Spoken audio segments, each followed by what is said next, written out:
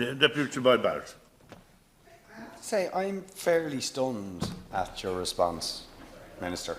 And maybe I'm missing something here, but you see, do you recognise that the public are appalled at the level of overruns with the Children's Hospital? The amount of money involved, the scale of the project, the extent of the overruns, the damning criticism by PwC of the entire process.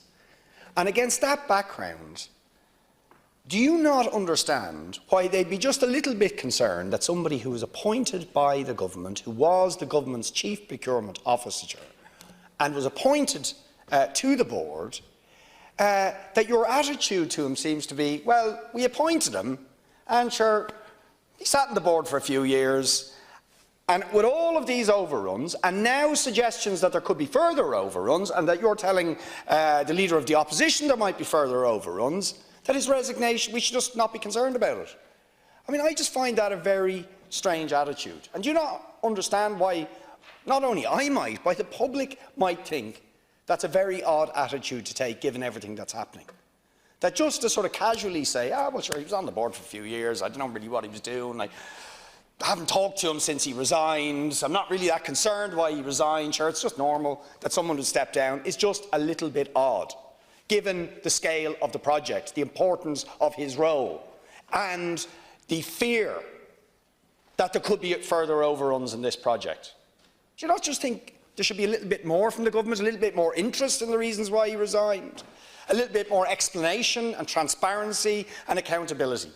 Do you not think that's a reasonable thing to ask? It's entirely reasonable, but just because you don't like the answer I give doesn't mean it's not transparent. It just means it doesn't align with your conspiracy theory. In relation to the rationale, and let me give it one more time, the Children's Health Act 2018 sets out a new way for the board of the National Paediatric Hospital Development Board to appoint members. It identifies a skill set that should be used, and it says no longer will the appointments be by the old way, they'll now be through the Public Appointment Service. You passed it, I think you voted for it, the bill passed the House. We brought in a new chairman, Fred Barry, doing an excellent job, I think widely welcomed and widely respected across the House.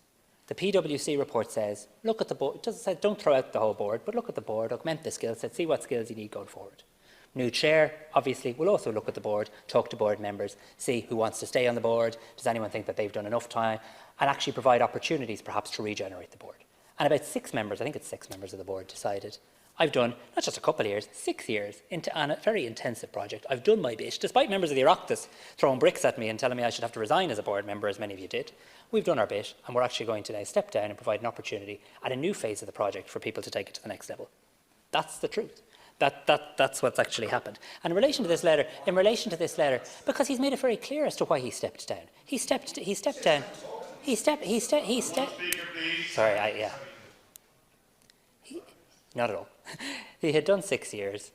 He and a number of other members decided it was time now to allow an opportunity for new people to serve on the board. He sent me a note wishing the project success and saying that he was delighted to be involved in progressing such an important project. He has done the state some service, as have all the other people. I do need to point out there are 52 agencies which I'm responsible for, which have 612 board members. There's 19 other aegis bodies which have 262 board members. There's nearly 900 board members that feed into me. I don't issue a press statement every time there's a change, every time I change in relation to a board. And on the Micheál Martin letter, because in fairness to Deputy Martin and in fairness to the Taoiseach, this latest conspiracy, as articulated by Deputy Shortall, was no longer in the chamber for the questions, let alone to hear the answers.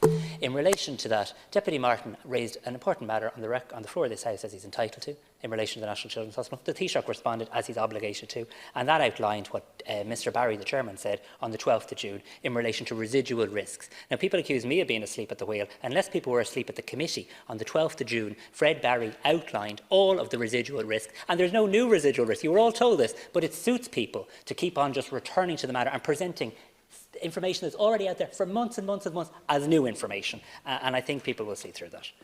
Thank you, Mr.